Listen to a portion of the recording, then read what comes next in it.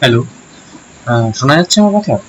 তো আজকে আমরা পড়ব হচ্ছে চলতড়িৎ। কি পড়ব? চলতড়িৎ। ঠিক আছে, এটাকে ইংরেজিতে লিখলে কি হবে? Current electricity. Okay, electricity. এবার প্রথমে একটা কথা বলে রাখি, এটা হচ্ছে ক্লাস 12 এর একটা চ্যাপ্টার, ক্লাস 12 ফিজিক্স। ক্লাস 12 ফিজিক্সের একটা চ্যাপ্টার চলতড়িৎ। তো আমরা চলতড়িৎ নিয়ে কাজ করব। তো কি করব বেসিক্যালি, মানে কোন এক্সাম বেসে পড়ব, সেটা হচ্ছে West Bengal board plus NEET plus JEE এর বেসিক কনসেপ্টগুলো আমরা তৈরি করার চেষ্টা করব এবং তার অ্যাপ্লিকেশনস। ওকে, তো খুব বেশি দেরি না করে শুরু করা যাক। তো আমি প্রথমে বলে রাখি যে তড়িৎ মানে কি? কারেন্ট বা বিদ্যুৎ, বা বিদ্যুৎ বাংলায় বললে, তাই তো? বিদ্যুৎ জিনিসটা কি? দেখো, আমাদের ঘরে যা কিছু আছে, ফ্যান চলছে, লাইট জ্বলছে, এসি চলছে, ইনভার্টার চলছে, যা কিছু হচ্ছে চারপাশে, আমরা বিদ্যুৎ ছাড়া কিছুই ভাবতে পারি না। এগুলো সবই বিদ্যুৎ দিয়ে তৈরি। তো বিদ্যুৎ জিনিসটা আমাদের জীবনে অপরিহার্য। তো এই যে অ্যাপ্লায়েন্সেস গুলোতে আমাদের বিদ্যুতের চাহিদা অপরিহার্য। ঠিক আছে, তো এই বিদ্যুৎটা কিভাবে তৈরি হচ্ছে না হচ্ছে সেইগুলো আমরা দেখব এই চ্যাপ্টারটাতে। ঠিক আছে, এবং সেটাকে নিয়ে আমরা কি করে কাজ করতে পারি, ওহমস কি বলেছিলেন, সেই জিনিসগুলো আমরা এই চ্যাপ্টারটাতে শিখব।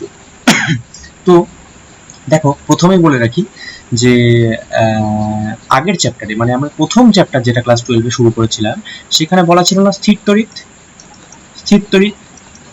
আর এই চ্যাপ্টারটা হচ্ছে চলতড়িৎ, তাই তো? তার মানে কিছু তো একটা তফাৎ আছে, দুটোই তড়িৎ। এখানে চলো আর এখানে হচ্ছে স্থির।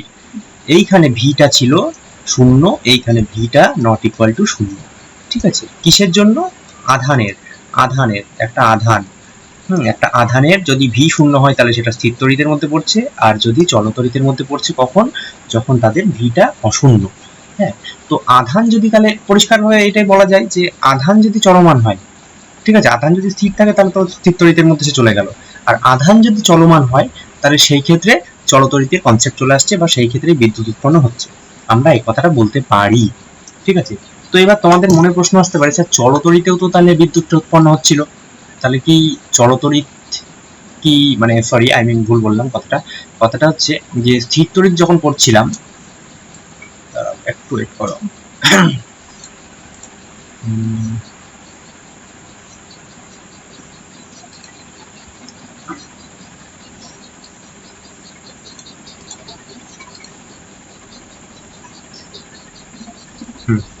তো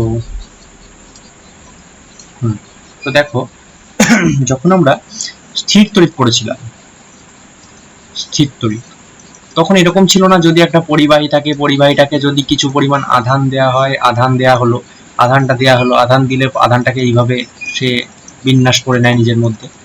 তার মানে কি, আধানটা তো এখানে যাচ্ছে, আধানটা যাওয়ার পরে নিজের মতো করে এখানে বিন্যাস করে নিল, নিজেদের মধ্যে একটা স্পেসিং করে নিল। এই স্পেসিং এর জন্যও তো এরা ট্রাভেল করছে, মানে চার্জগুলো গতিশীল হচ্ছে। তাহলে কি এইখানে চলতড়িৎ প্রযোজ্য নয়? চলতড়িৎ প্রযোজ্য নাকি না? নাকি না?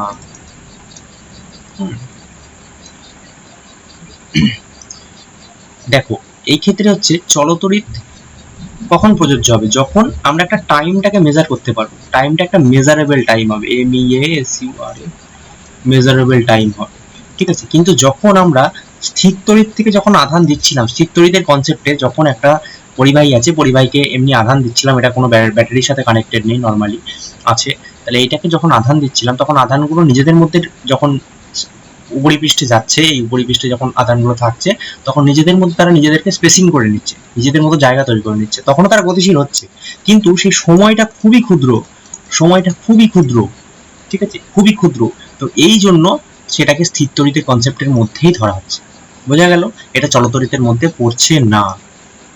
এটা মেজারেবল টাইম না। তাহলে মেজারেবল টাইম যেগুলো হবে আর সেখানে আধান যেখানে মুভ করবে তাহলে কি হবে, আধান গতিশীল হলেই বিদ্যুৎ তৈরি হচ্ছে, বিদ্যুৎ তৈরি হয়। ঠিক আছে, এইবার কথা হচ্ছে এই বিদ্যুৎ দু রকম ভাবে তৈরি হতে পারে। এক হচ্ছে যদি বলি ন্যাচারালি, আর একটা হচ্ছে আর্টিফিশিয়ালি। এবার ন্যাচারালি মানে কি, স্বাভাবিকভাবে, তাই তো, স্বাভাবিকভাবে। আর আর্টিফিশিয়ালি মানে কৃত্রিমভাবে। এবার তোমরা একটু বুদ্ধি করে বলো দেখি যে এর একটা উদাহরণ কি হবে, মানে ন্যাচারালি বা স্বাভাবিকভাবে তৈরি বিদ্যুতের একটা বিদ্যুৎ উৎপন্ন হওয়ার একটা উদাহরণ কি হবে, আর আর্টিফিশিয়ালি বা কৃত্রিমভাবে যদি বিদ্যুৎ তৈরি হয় তার একটা উদাহরণ কি হবে, দেখি কে বলতে পারো, কমেন্টে জানাও সকলে।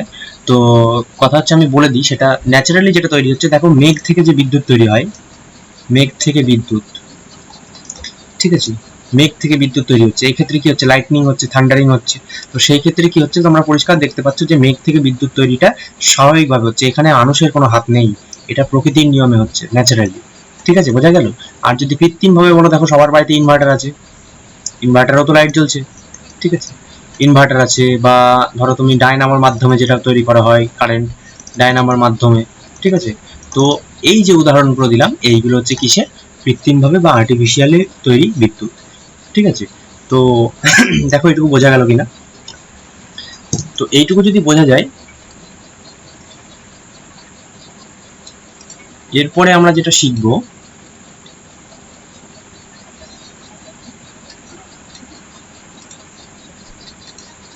সেটা হচ্ছে স্থির প্রবাহ। ঠিক আছে, স্থির প্রবাহ কি বললাম, স্থির প্রবাহ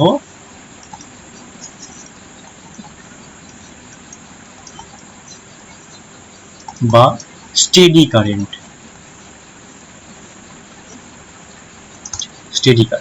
স্থির প্রবাহটা কি, যে ধরনের প্রবাহে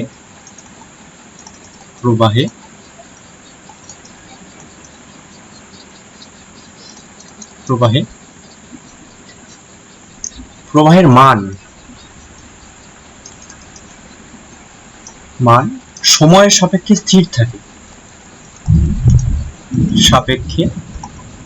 প্রতিটা মুহূর্তে একই থাকে, প্রতিটি মুহূর্তে একই থাকে,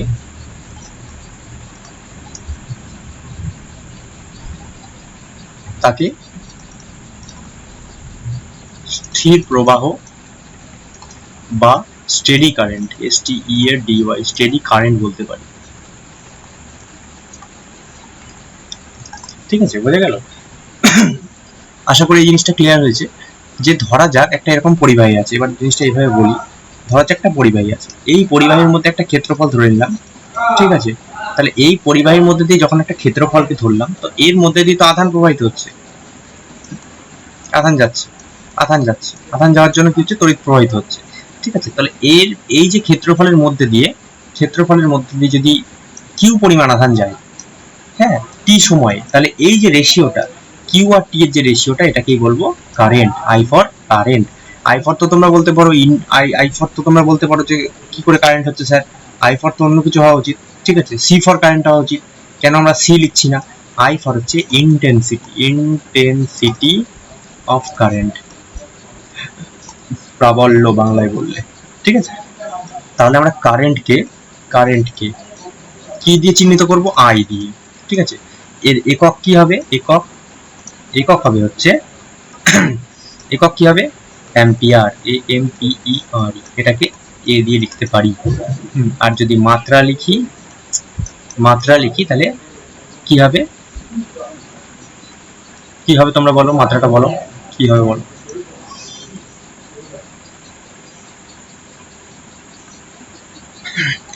মাত্রাটাকেও আমরা আই দিয়ে দেখাতে পারি, ঠিক আছে, বোঝা গেল। তো আমরা স্থির প্রবাহটা বললাম, তাহলে স্থির প্রবাহ কাকে বলবো, যে ধরনের প্রবাহের মান সময়ের সাপেক্ষে প্রতিটা মুহূর্তে স্থির থাকে।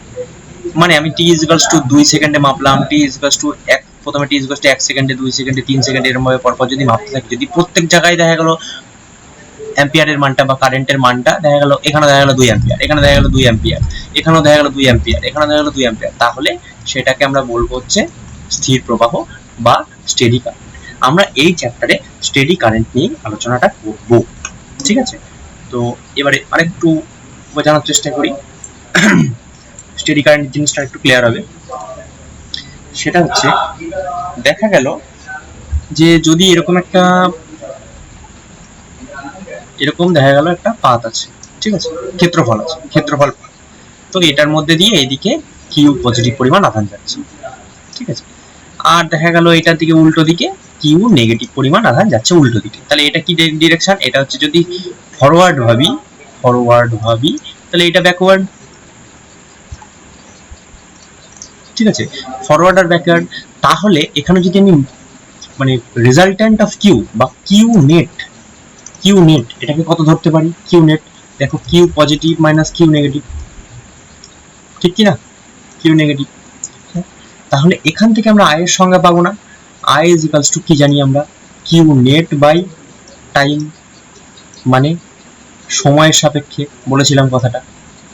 তাহলে এখান থেকে জিনিসটা কি আসছে? I is equals to Q positive minus Q negative by T. খুব সহজে আমরা করে ফেলতে পারবো। বোঝা গেল জিনিসটা? ঠিক, এটা যদি বোঝা যায় তাহলে এবার তোমাদের মনে প্রশ্ন আসতে পারে যে স্যার, যে কারেন্ট কি তাহলে সবসময় স্টেডিই হবে, বা কারেন্ট কি সবসময় স্থিরই হবে? কারেন্ট কি পরিবর্তনশীল হতে পারে না? অবশ্যই পারে। কারেন্ট যদি পরিবর্তনশীল হয় বা ভ্যারিং কারেন্ট যদি হয়, VARRYING, ভ্যারিং কারেন্ট বা পরিবর্তনশীল প্রবাহ যদি হয় তাহলে প্রতিটা মুহূর্তে কারেন্টের ভ্যালুটা চেঞ্জ হয়, প্রতিটা মুহূর্তে ওই জায়গা দিয়ে যাওয়া আধানের পরিমাণ চেঞ্জ হয়। তাহলে সেই ক্ষেত্রে কারেন্টের ভ্যালুটা আমরা চেঞ্জ পাবো। মানে যদি আমরা বলি I equals to Q by T, এটা তো শিখলাম, হ্যাঁ, তাহলে প্রত্যেকটা সময় t ইকুয়ালস টু 1 সেকেন্ডে দেখলাম, ধর দেখা গেল t equals to t1 equals to 1 সেকেন্ডে দেখা গেল q equals to 5 coulomb, t1 equals to t2 equals to 2 সেকেন্ডে দেখা গেল q ইকুয়ালস টু 8 কুলম্ব, ঠিক আছে, সেকেন্ড। তাহলে দেখো যদি আমরা এখানে I1 এর রেশিও বার করি, ঠিক আছে, তাহলে ইকুয়ালস টু কিউ বাই টি, মানে 5/1 হয়ে যাবে, মানে 5। আর এই ক্ষেত্রে যদি বার করি তাহলে I2 কত হবে? 8/2, মানে 4 অ্যাম্পিয়ার হয়ে যাবে এক্ষেত্রে। তাহলে 4 অ্যাম্পিয়ার আর 5 অ্যাম্পিয়ার, আমি কিন্তু এটা একই পরিবাহীর কথা বলছি। তাহলে সেটা কি সম্ভব তখন? মানে সেই ক্ষেত্রে কি স্টেডি কারেন্ট বা সমপ্রবাহ, মানে সমানভাবে স্থির প্রবাহ হওয়া কি সম্ভব? সম্ভব নয়। তাহলে সেই ধরনের প্রবাহকে আমরা কি বলবো? Varying current. ভ্যারিং কারেন্টের আমরা দু রকম জিনিস ভাবতে পারি, একটা হচ্ছে তাৎক্ষণিক প্রবাহ বা ইনস্ট্যান্টেনিয়াস কারেন্ট, আর আরেকটা কি ভাবতে পারি, সেটা হচ্ছে গড় প্রবাহ বা অ্যাভারেজ কারেন্ট, ঠিক আছে। তো তাৎক্ষণিক প্রবাহ যেটা হচ্ছে, তাৎক্ষণিক প্রবাহকে আমরা কিরকম ভাবে লিখতে পারি? তাৎক্ষণিক মানে একটা নির্দিষ্ট ক্ষণ, একটা নির্দিষ্ট সময়ের ব্যবধানে, যে ব্যবধানটা খুব ক্ষুদ্র। তাহলে এই ক্ষেত্রে আমরা আইটাকে যদি ডিফাইন করি এরকম ভাবে, আই ইকুয়ালস টু কি হবে? Limit of T tends to zero, বললাম যে সময়ের ব্যবধানটা খুব ক্ষুদ্র, মানে del T tends to zero, ঠিক আছে, del T tends to zero, del Q by del T, ঠিক আছে। Del Q by del T মানে কি? সময়ের সাপেক্ষে যে পরিমাণ চার্জের পরিবর্তন হচ্ছে, ঠিক আছে, আর সময়ের ব্যবধানটা খুব ক্ষুদ্র। যদি আমাকে অঙ্কটা এরকম দেয় যে 2 সেকেন্ডে বার করো, তখন আমাকে টি এর ভ্যালু 2 বসাতে হবে, তখন ডেল টির ভ্যালুটা 0। এটা থেকেই বুঝতে পারছি আমরা সবটা। তা এইটাকে এইভাবেও লেখা যায়, বড় ডেল আমরা কখন ইউজ করি? যখন বড় পরিবর্তন মেজার করি। কিন্তু যখন ডেল টি এর ভ্যালুটা খুবই ক্ষুদ্র, তখন বড় পরিবর্তনটা হয়ে যাবে ছোট পরিবর্তন। এটাকে এরকম লিখতে পারি, ডিকিউ বাই ডিটি, ঠিক আছে। আর গড় প্রবাহ জিনিসটা কি? গড় প্রবাহটা হচ্ছে এই যে তাৎক্ষণিক প্রবাহ, প্রত্যেকটা মুহূর্তে তাৎক্ষণিক প্রবাহগুলোর যোগফল। কি বলবো? প্রত্যেক মুহূর্তে তাৎক্ষণিক প্রবাহের সমষ্টি। তাহলে এইটার ভ্যালু কত হবে, i is equals to del q by del t। খুব সহজেই হয়ে গেল এই জিনিসটা, বোঝা গেল?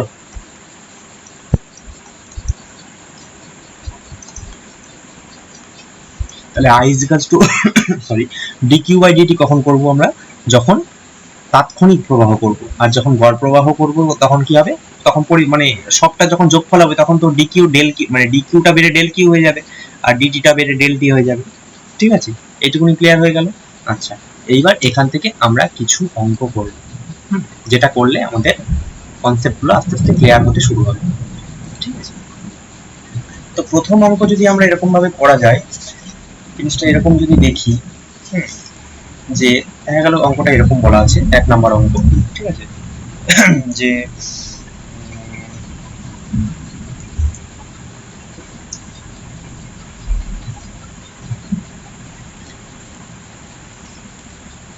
যে 10 টু দি পাওয়ার 8 সংখ্যক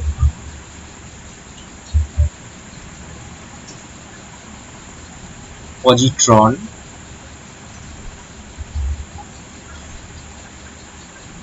ফরওয়ার্ড ডাইরেকশনে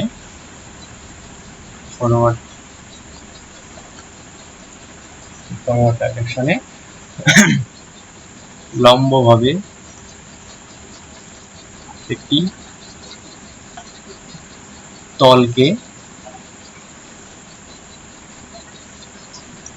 তলকে ভেদ করছে, অপরদিকে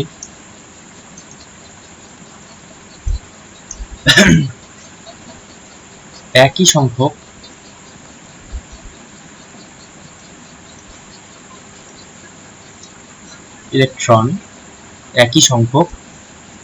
ইলেকট্রন ওই তলটিকে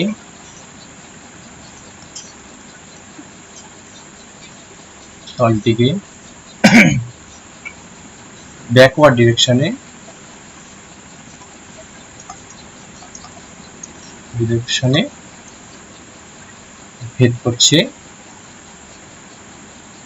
ভেদ করছে। এক্ষেত্রে সময়ের ব্যবধান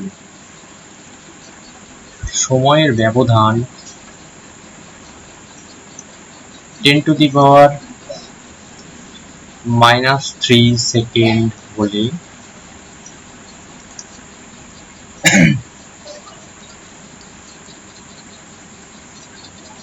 ওই তলের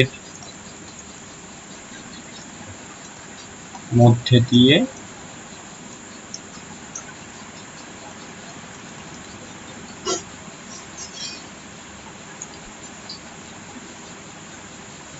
i এর মান কত হবে? করো দেখি অঙ্কটা।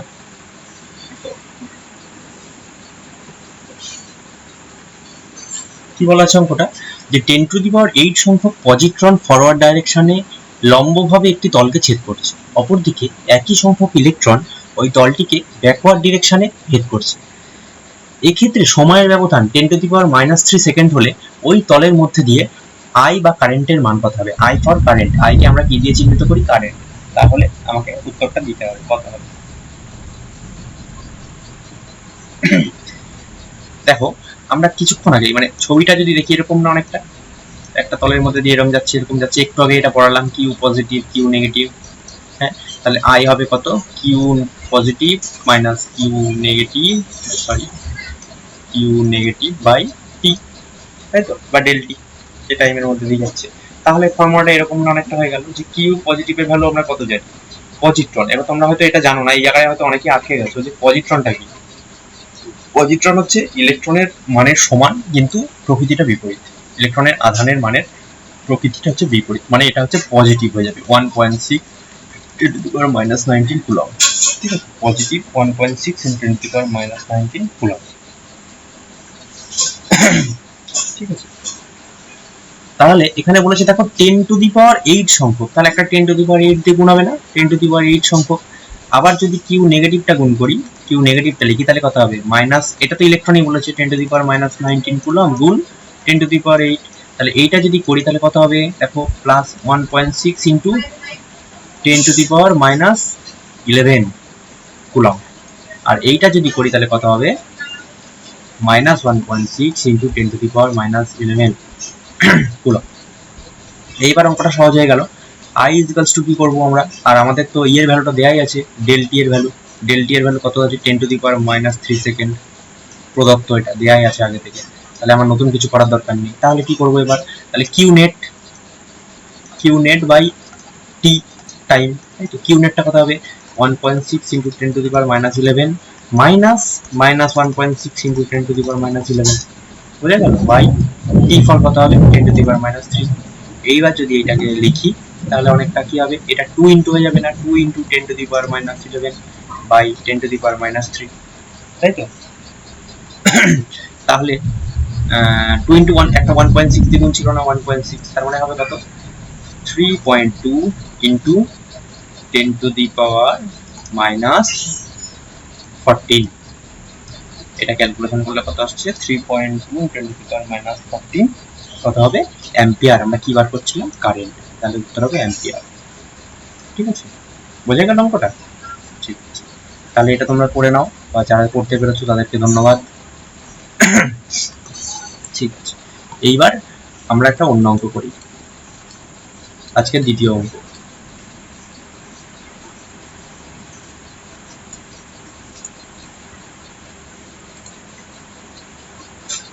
আজকের দ্বিতীয় অঙ্কটা যদি করি তাহলে দেখো, যদি এরকম বলা থাকে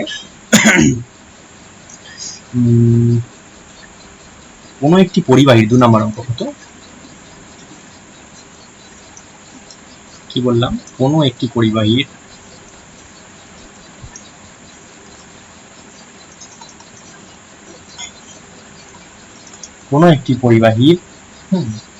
মধ্যে দিয়ে একক ক্ষেত্রফলের মধ্যে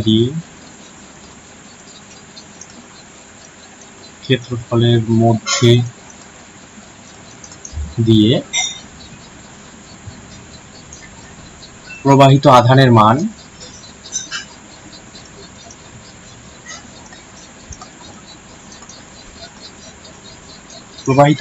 মান Q ইজিক্যালস two 5t² - 2t coulomb, এটা দেওয়া আছে। তবে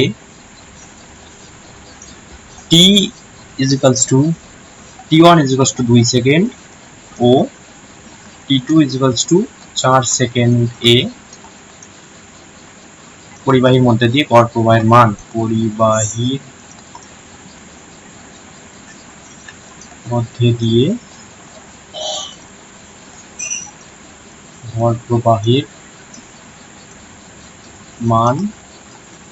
নির্ণয় করো।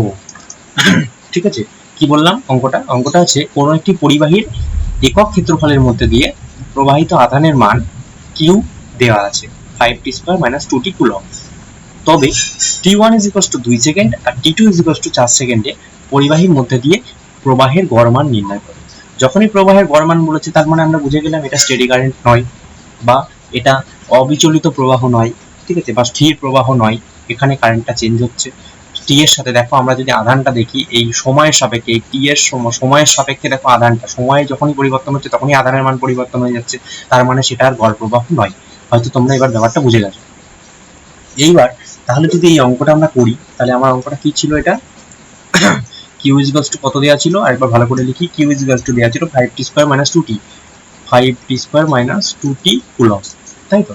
তাহলে এবার যেই বলেছে আমাকে t ইজিক্যালস টু 2 সেকেন্ড আর t ইজিক্যালস টু 4 সেকেন্ড, গড় প্রবাহ মানে কি, আমরা বলেছিলাম গড় প্রবাহের ফর্মুলা ডেল কিউ, মানে বড় change, del Q by del T, considerable change যেটা হয় সেটা।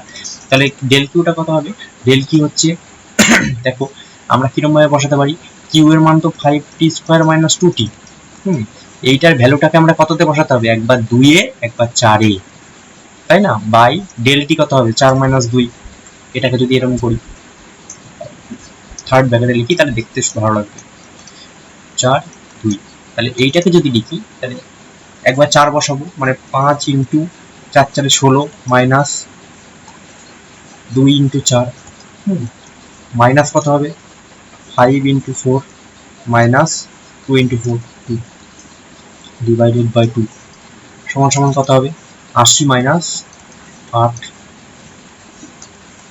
মাইনাস কত হবে মাইনাস হবে হচ্ছে 20 minus 4 মানে হচ্ছে 16 তাই তো তার মানে বাই 2 মানে 72 minus 16 বাই 2 2 কে বর্ণ 6 বাই 2 56 বাই 2 সমান সমান কত হবে 28 28 কি হবে অ্যাম্পিয়ার উত্তর 28 অ্যাম্পিয়ার হয়ে গেল তাহলে অঙ্কটা কতটা সহজ ছিল তোমরা দেখতে পাচ্ছ হয়তো ঠিক আছে শুধু ফর্মুলা বেসড জাস্ট ফর্মুলাটা জানলাম আমাকে আধান কিভাবে পরিবর্তন হচ্ছে সময়ের সাথে সেটা দেওয়া আছে এবার আমাকে জাস্ট আধানের মানটা বসালেই আমাকে প্রবাহের মান বেরিয়ে যাচ্ছে ঠিক আছে এইবার 3 নম্বর অঙ্কটা করি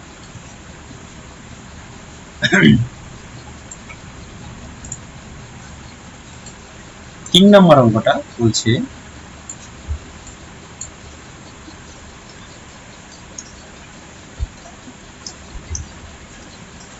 তিন নম্বর অঙ্কটা কি বলছে কোন একটি পরিবাহীর একক ক্ষেত্রফলের মধ্যে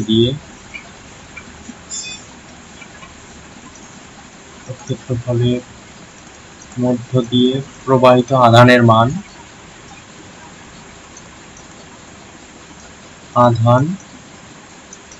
প্রবাহিত আধান কত হবে প্রবাহিত আধান হচ্ছে Q = 2t স্কয়ার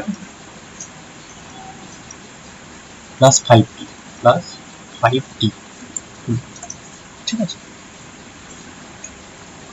তবে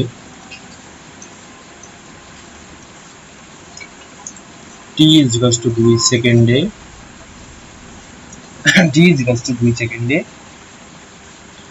পরিবাহীর মধ্যে দিয়ে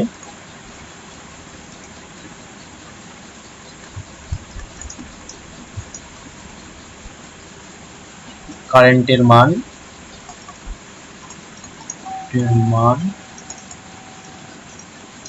নির্ণয় করে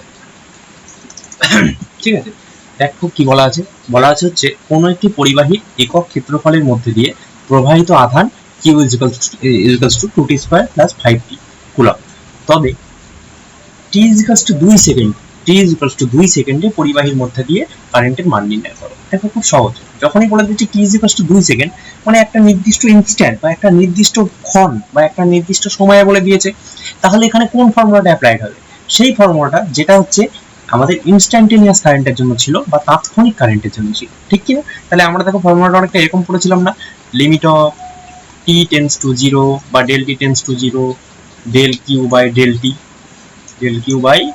t এইটাকে আমরা সিম্পলিফাইড ওয়েতে এইভাবে লিখেছিলাম না I = dq বাই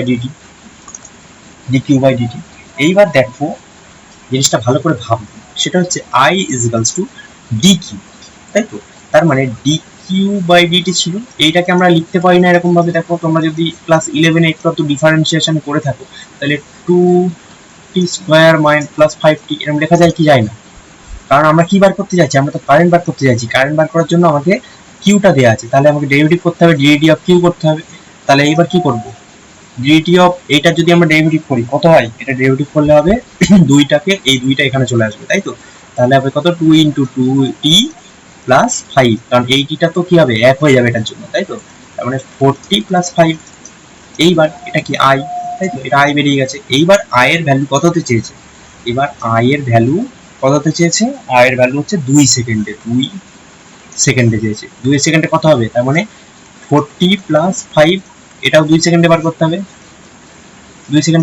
এটা 2 সেকেন্ডে যদি ভ্যালু বার করি কত হবে 4 * t জাস্ট মানে t এর জায়গায় কত বসাবো 2 বসিয়ে দেবো 2 বসালে কত হচ্ছে आंसर সেটা হচ্ছে 4 × 2 = 8 প্লাস 5 মানে 13 অ্যাম্পিয়ার বোঝা গেল অঙ্কটা কি বলেছে আর কি করতে চেয়েছি আমি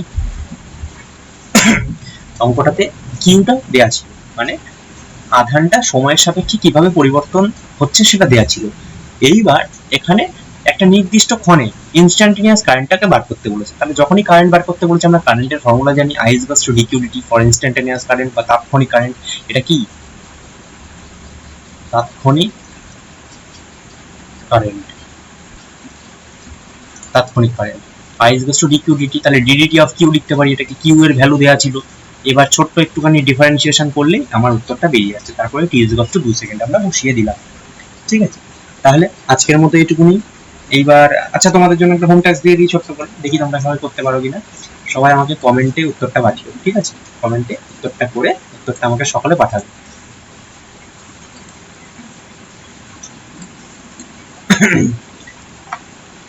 দেখি এই মতো করতে পারো কিনা।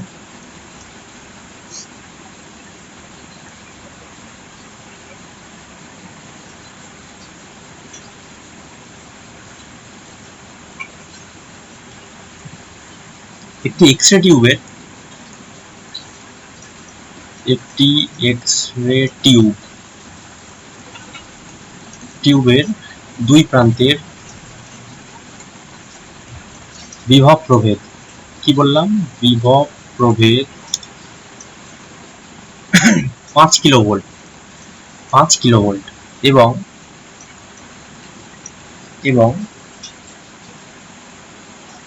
এর মধ্যে দিয়ে প্রবাহ মাত্রা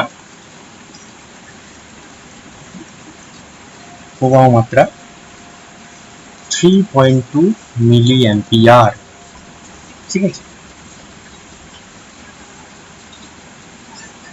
তবে বার করো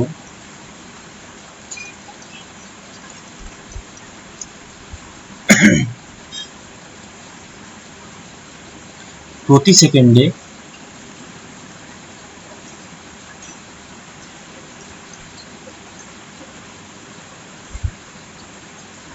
কতগুলি ইলেকট্রন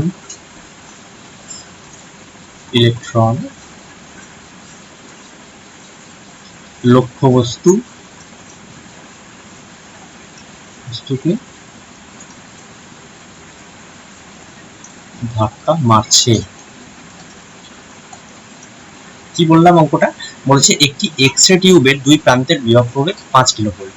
ঠিক আছে, এর মধ্যে দিয়ে প্রবাহ মাত্রার মানটাও দেওয়া আছে 3.2 মিলি অ্যাম্পিয়ার। তাহলে কি বার করতে বলেছে? প্রতি সেকেন্ডে কতগুলো ইলেকট্রন লক্ষ্যবস্তুকে হিট করছে বা লক্ষ্যবস্তুকে ধাক্কা মারছে। ঠিক আছে, তাহলে এইটা তোমাদের বাড়ির কাজ থাকলো। দেখি সকালে কমেন্টে উত্তরটা জানিও আমাকে কত হবে। পরের দিন আমরা এর পরের টপিকটা করার চেষ্টা করব। ঠিক আছে, ধন্যবাদ, থ্যাংক ইউ, বাই।